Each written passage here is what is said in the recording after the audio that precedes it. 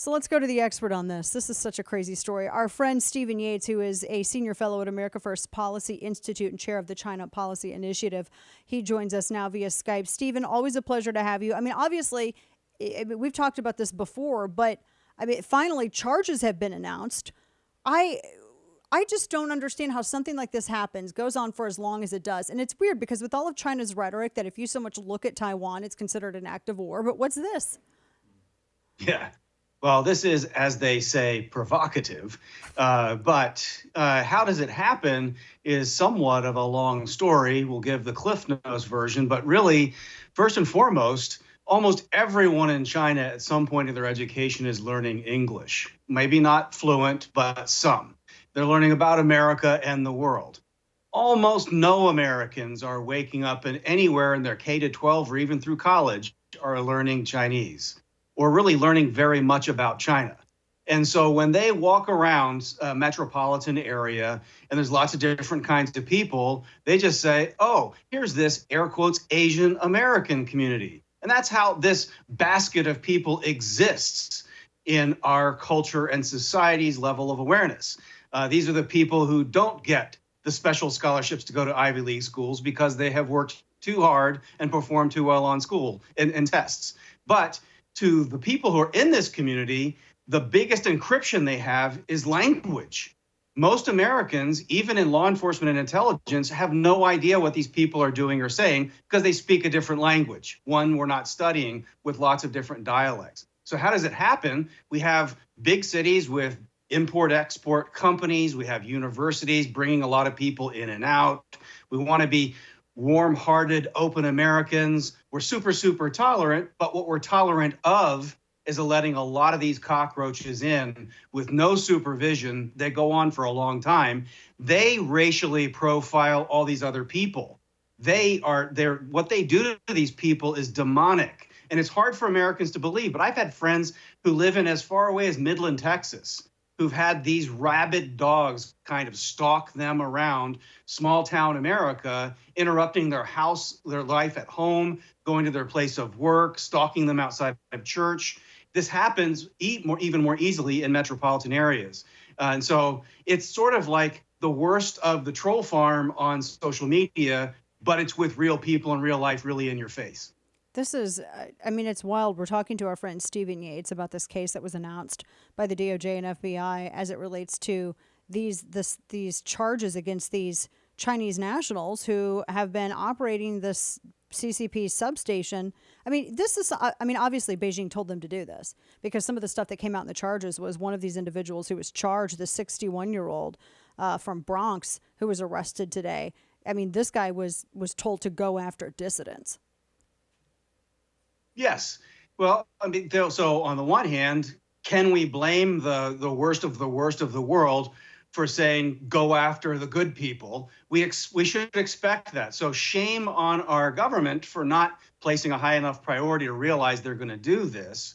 But we need to have a capacity to protect these kinds of people. So we have all these debates about asylum and what kind of cases to let people in.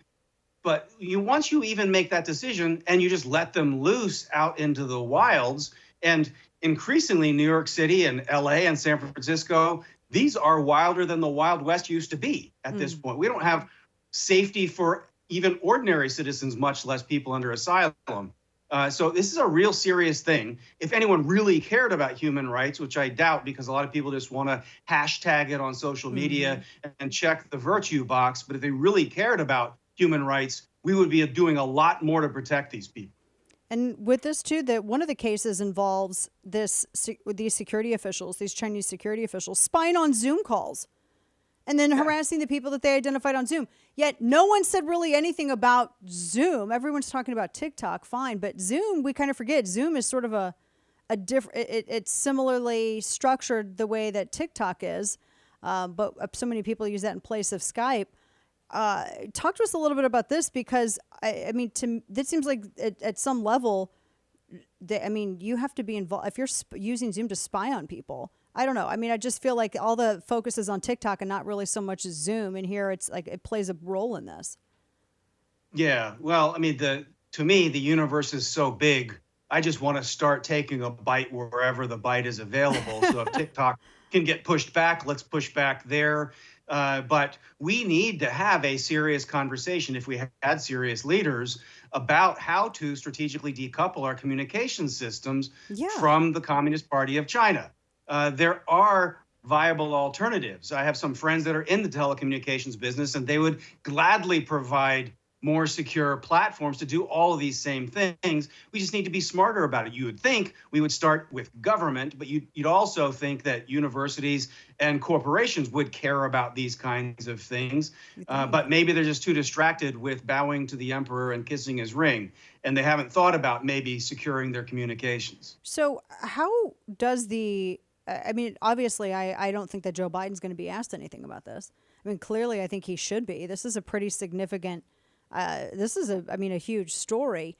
They haven't addressed, I've never, ever heard one single question fielded by anyone at the administration on this story. Correct me if I'm wrong on this, but I have not, in all the years that we've discussed it and that we've known that this has existed, not a single thing has been discussed or answered by the administration on it. So my memory is also imperfect with every passing day, much less every passing year. What? But, Yours is perfect. What are you talking about? but I think there might have been maybe from a Ducey-like person in the White House press corps, one or two volleys on this when it was hot in the headlines, when this fake police station thing was first sussed out. And I think the Daily Caller News Foundation has been trying to go after this.